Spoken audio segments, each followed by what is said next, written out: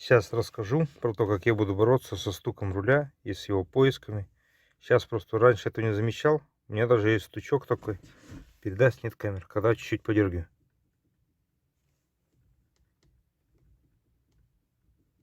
То есть по чуть-чуть вот так подергиваю, происходит там стук под капотом. Сейчас я покажу, что я буду делать и кто меня на это натолкнул. В чем предыстория? Я уже давно езжу, больше года, и у меня, когда при повороте руль тянешь бок где-нибудь в повороте на кочках, отдает в руль стук. Приехал человек и говорит, у меня то же самое стучит. Я говорю, а не парься, у меня то же самое, не так и не смог себе найти. У него все просмотрели, но у него машина более свежая, у него прям все в порядке. И в результате он мне потом позвонил и говорит, что вся проблема вот в этом вот в шлицевой, вот это вот карданчик рулевого, что она стучит. У него я качал, она вообще у него не стучала. А у себя я сейчас посмотрел. Ловит не звук. То есть у меня она уже аж постукивает даже так руками. Опять же, многие говорят, что это дело в резинке. А у меня резинка вон уже потрескалась там. Поэтому я буду ставить себе силиконовую. И я, чтобы точно убрать все факторы, вдруг то помогло или не то, я сначала поменяю эту силикошку сегодня, поезжу, и потом завтра или послезавтра займусь уже этим карданчиком, пропадет стук или нет. У меня сейчас стучит даже уже, когда по прямой едешь, я слышу такой тук-тук-тук-тук стучок, вот именно дребезжание. Когда на мелких таких кочках она так стучит. А когда в повороты особенно слышно, что вот повороты, вот отстукивает этот карданчик. У него я щупал, не стучало, а у меня он уже стучит. То есть у меня стук намного больше, чем у него, а человек такой дотошно его слышит. Так что сейчас сначала меняю эту резинку, езжу до завтра, послезавтра, и потом разбираю карданчик и показываю, что я с ним сделаю. Либо не сделаю, либо сломаю и с вами поделюсь этой информацией. Установил себе силиконовую эту ерунду. Ну что, все не просто так оказалось. Оказалось, она не подходит под Патриот. Здесь стоят, во-первых, они металлические, и они стоят под 20, под диаметр под 20 вал, а родные стоят под 18 вал. Ну а что сделал? Я со своей просто вытащил эти втулочки, обмотал их изолентой, чтобы они сюда более плотно встали, так как у них наружный диаметр больше. Мотал изолентой, чтобы плотно встали.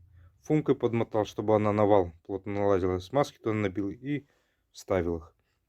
В общем, все встало, все нормально. Вот такой просто нюанс, что бывает они под 20 вал. Это надо точно уточнять, что на Патриот под 20 вал должен быть. Смотрите, какие у меня здесь трещины.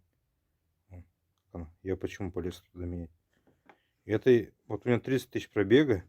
Я одну уже поменял там на 15 или 20 тысячах. Смотрите, как она уже потрескалась, полопалась. Вообще настолько говняная резина. Это ужас просто какой-то. С этой стороны нормально, а вот с наружной. Вон как их разъедает. Ну все, я поменял. Покатаюсь сейчас. И завтра или послезавтра займусь, чтобы точно сейчас, что стук продолжится. Сейчас оно сидит прям плотно. Здесь оно уже не катается. Качается, он чисто на силикошке шевелится. Стуков здесь сейчас точно никаких не будет. Если стук уже точно что продолжается, все. Тогда снимаю карданчик, смотрю его устройство, разбираю и что-нибудь там допридумаю.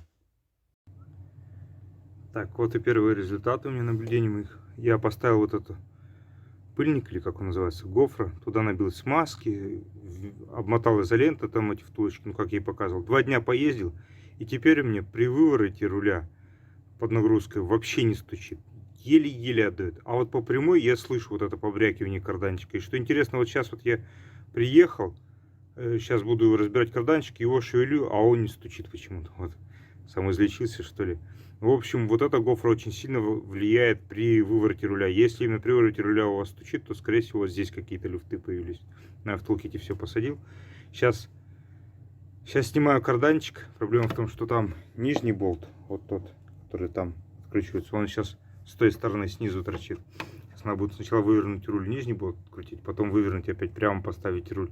Вот этот выкрутить и уже снимать весь этот кардан, разбирать и смотреть, как он устроен и что с ним можно сделать. Пометки сделать сразу маркером, чтобы не забыть, как соосно его совместить на всякий случай. Все, сейчас разбираю и смотрим, что внутри. Ну вот я его снял, отметил здесь метки решил вот так, что они должны совпадать. По разбору. Здесь хомут, вот этот, сюда он вставляется из защелка. Получается она как одноразовая. Я как не смог ее ковырять. Просто она отломалась и все. И получилось, что у него так раз, он вылез, разошелся. Он расходится, раз и снимается с этих пазов. Здесь стоит резинка уплотнительная. Вот смотрим, за 32 тысячи пробега. Езда практически все время по городу. Вот здесь грязь все равно поднатянула сюда подпыльник. Но вот шлицевая, вот, кстати, сейчас покажу кое-что. Вот паз есть здесь шлицевой. Вот он специальный паз, что он по-другому ее никак не поставишь. Вот все, смазка есть. Чего он стучал, непонятно мне. А здесь даже меточка специальная есть. Вот здесь отверстие. Как совмещать. Чего вот ему не нравилось, непонятно. И, в общем, вот такое состояние. Так, ну смотрим, что дальше. Внутри. Что там есть, заглушка? Нет. Что-то надо длинным. Сейчас попробую вытолкнуть, посмотрим, что там. Так, взял отвертку. Это с внутреннего вала, с маленького. Поролонка. Такая же, как и там. Смотрим, что здесь. Вот, видишь, что здесь просто поролон в виде уплотнителя вставлен. Здесь то же самое. Большая. Я там изнутри видел. Смотрим. Тоже раз. Это плотненько. Вот тоже поролон. Прям такой же грязи здесь я не вижу. Да, вот она черная. Поролон в одну шлицевую вставлен и в другую шлицевую. Вот они как вставлены. Грязи я прям такой не вижу. Ну да, это я сильно по грязи-то не езжу. Теперь вот оно на вылет просматривается. И это на вылет. Это пустотелая получается. Здесь резинка достаточно, которая сидит плотно. Вот она. Вот ее ход. Где она? Сейчас на теории. На неравных машинах все значительно проще. Этот кардан сделан исключительно для безопасности, то есть для аварийной ситуации, что и когда машина врезается во время аварии, складывается передняя часть, и чтобы вам рулем не пробило грудную клетку, этот кардан сделан для того, чтобы он сложился так вот, шлицевая это, и не убило. Меня просили вот я не помню уже, на BMW и на Audi, у них там алюминиевый кардан разбивают, они бешеных денег стоят. И просили засверлиться, я говорю, а вдруг вот так вот что-нибудь обломает. Поэтому что я делал? Я просто надпиливал и простым хомутом зажимал. И все, у них стук пропадал. Ну здесь такого я не буду делать. А здесь в чем дело? Здесь нельзя сильно блокировать, потому что сам редуктор прикреплен на раме. А руль у нас на кузове. Хоть там он на резинке играет, но все равно он по чуть-чуть ходит. Потому что это видно вот по кольцу. Видите, если бы он здесь колом стоял и во время кручения ничего бы не работало, то от резинки был бы тоненький такой следик, где она прислонена. А у нее, получается, вот она на этом месте стоит и ходит. Да, прям чувствуется, насколько она легче выработочка. Вот здесь резинка ходит, в общем, под этим кольцом. Я сюда добавлю той же фумленты, допустим, от оно, чтобы плотнее село. И вот я сейчас думаю, куда мне влепить мои любимые таотницы. Прям не знаю, чтобы добавить. Там добавляют сюда, но это на старых УАЗах. Сейчас буду думать и смотреть. Но я, в общем, показал устройство, что здесь пустотелая, что здесь пустотелая труба. Уплотнитель здесь есть. Я не вижу здесь смысла прям добавлять. Видите, здесь даже намека нет на песок, грязь какой-то. Снаружи у меня сыпалось все. А здесь все чисто. То есть уплотнение это держит. И поролонки так все-таки свою функцию выполняют. Но недостаточно. Вот сейчас влага сюда все равно может попадать. Ну, кстати, они чистые. Я не вижу здесь такой прям грязи, чтобы было много. Вот это вот с этой стороны было вставлено. Это было с этой. Здесь видно, вот пыль, грязь летела снизу на поролонку. И это вот, кстати, плохо, что она много ржавчины. А, вот откуда у меня. На нее здесь она напитывается влагой и ржаветь внутри карданчик начинает. Шлицевая, точнее. Поэтому надо... Либо ее надо пропитывать смазкой, либо делать резиновую заглушку. Ну, сейчас что получится, потом дальше сниму, что получится. Я просто сейчас показал внутреннее устройство. Вот это, то, что сломанное, я думаю, буду садить на какой-нибудь там хомут, либо такой, либо какой-нибудь самозажимной. Посмотрим, подберу. И просто-напросто его поверху зажму эту шайбу. Она не должна не шевелиться, ничего. Она просто здесь будет сидеть в пазу в этом и держать эту резинку. Ну все, сейчас посмотрим, что я сделаю с этим. Так, перед тем, как рассказать, что я тут наколхозил, я забыл сказать, что здесь вот задумка-то какая была. Классная задумка, что здесь, видите, шлицы. Это не просто прорези, вот это пластиковые вставки. И они должны, по идее, распирать и не должен стучать кардан. Но он так и есть. Вот сейчас вот вставляю ее, он не стучит.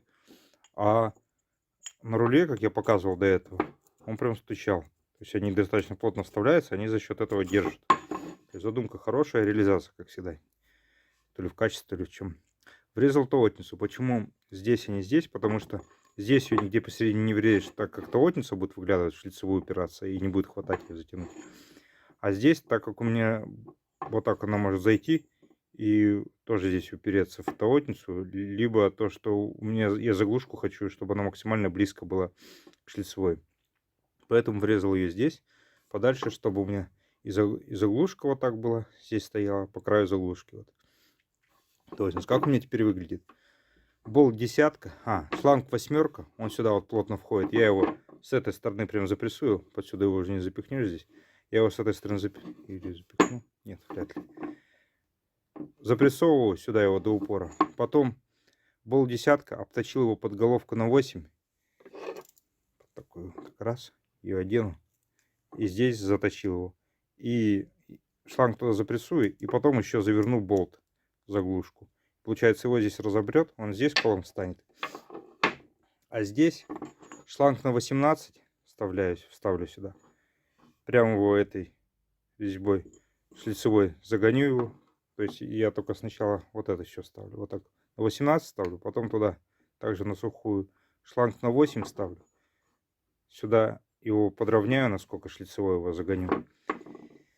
И потом болт на 12 уже с наружной резьбой. Обточил его под головку на 14. Почему на 14? Потому что она влазит. Так у нас ровно нет, кстати. Да. Потому что она влазит сюда в шлицевой. И головкой на 14 потом также его вкручу туда. Он больше диаметра, он прям хорошенько ее разопрет сюда, закрутится. И она здесь также заглушка это станет наглухо. И все. И в собранном состоянии поставлю. И потом уже только шприцину. Чтобы на месте как карданчик встал. Потому что я его буду вставлять, задвигать, раздвигать. Если заранее шприцнуть, то смазка не будет давать ходить шлицам. А я его когда вставлю, и потом начну загонять. Так как здесь заглушки плотные с обеих сторон, воздух будет выходить вот здесь, получается, через шлицевую и как раз сюда запрессуется. Ну и посмотрю, что получится. Может, заглушку какую выдавит или что. Это уже вскрытие покажет. Так, это рассказал, да, что таотницу сюда не стал скручивать, потому что слишком мало тела здесь. Это либо гайку наваривать, я решил, что проще сделать так. Это неправильно с той части, что здесь будет слишком много смазки. Внутри вала, пока она сюда дойдет, много набивать придется. Единственный минус. Ну все, вот такое вот устройство. Рассказал, что эти вот про пластику мне кто-то там говорил, что вот осторожно пластику. Ну здесь просто пластиковые вставыши вот эти, они против стука сделаны. Теперь у меня все будет с смазкой. Посмотрим, как это будет сейчас выглядеть. Вот так очередная моя теория разбилась о беспощадную практику. Я планировал здесь шланчик на 8 вставлять и потом болт туда вкручивать. Оказалось, болт на 10. Оказалось, что вообще невозможно его припихнуть. Пришлось его отсюда заталкивать. Вот здесь его видно. И когда вкручивал болт, он прям туго-туго сюда ходил. Его начал аж подвыдавливать шланг. И он туго-туго закрутился с этой уже стороны. Ну, я прям через таотницу, через отверстие видел, там что все, он закрутился, ушел. А сюда и подавно. Я планировал сюда же болт на 12 вкручивать. Он даже примерно весь этот пакет сюда не лезет. Пришлось вот этот шланг на 18, шланг на 8 вставлять. То есть, чтобы шланг на 18 наполовину вставил, шланг на 8. И вставил болт вообще сюда на 10 с большой шляпкой. Не на 12, а на 10 с большой практически под это. И весь этот пакет туда задавил прессом. Сначала продавил головкой сюда прессом, потом уже вставил шлицевую эту и шлицами уже продавил дальше. Подальше ее. Она теперь находится где-то вот здесь. Очень-очень плотно, в общем, стоит. Вот такие вот нюансы. Здесь не стал фумленты ничего сильнее герметизировать, потому что я что подумал, здесь заткнуто. Если здесь будет подпор, то будет распирать, а мне надо же прилично прокачать. Я буду качать, чтобы смазка прошла сюда и потом по шлицам за воздух, чтобы выходил через это место. Чё оно так? Смотрите, как дергается. Чтобы воздух выходил, и пока отсюда смазка не пойдет, буду качать. Вот посмотрим сейчас, что получится. Заглушки выдавит или все-таки, как я планирую, вот отсюда смазка пойдет. Ну все, сейчас устанавливаю и проверяю все это в теории. Теперь очередная практика будет. Установил я кардан, покачал его, прям стук отчетливо слышно. Начал качать, закачал аж 32 качка. На 32 качках все, он прям резко качаешь, воздух, видимо, уходил, потом он резко раз вылез, и его вот сюда вот задавило, резинку туда в бок задавило. Я взял рукой просто его сюда надавил, оттянул, получается, и тем самым шлицевую туда задавил опять, и прям слышно, как она шипит здесь выходит. И еще 2 качка сделал. Того 34 качка влезло. И все, и теперь стука даже намека нет, что я решил больше не делать, потому что и так вот оно вылезло. Я здесь шлицевой это уже немного пространства, еще 2 качка сделал, и прям уже прям с трудом. Это значит уже смазка шла по шлицам. И все, стук полностью пропал. Вот у меня где ртовотница стоит, прям сверху. Я ее делал так, чтобы когда вот руль положение прямо, чтобы она была сверху, чтобы было удобно ее шприцевать, если что. И все. Вот так вот устранился стук. Хотел еще снять, думаю, ну не стал. Что вот когда сухая была, когда сухой был кардан, вот так я качал, и был стук. А теперь все. Он прям мертвый. Я же сомневался, может, все-таки там что-то стучит. Потом нет, пальцем, когда зажимал, не стучало. А сейчас закачал все с маской. Все пропало. Теперь посмотрим, насколько этого хватит с этой смазки. По идее, ей деваться некуда. Она будет там так и циркулировать, находиться там все время шлицевой. Если что, можно 5 минут делов всегда, если что, на всякий случай качнуть еще. Но это пригодится, нет, не знаю. Ну, вот такие вот у меня результаты сегодня. Время, конечно, ушло очень много. Ну, потому что не торопясь, и то, что в первый раз разбирал, там, думал, как, что делать. Так что вот, может, кому-то на заметку. А то я смотрел другие видео, люди там приваривают это и так далее. Мне кажется, резиновыми заглушками куда проще и надежнее, что они очень герметичны.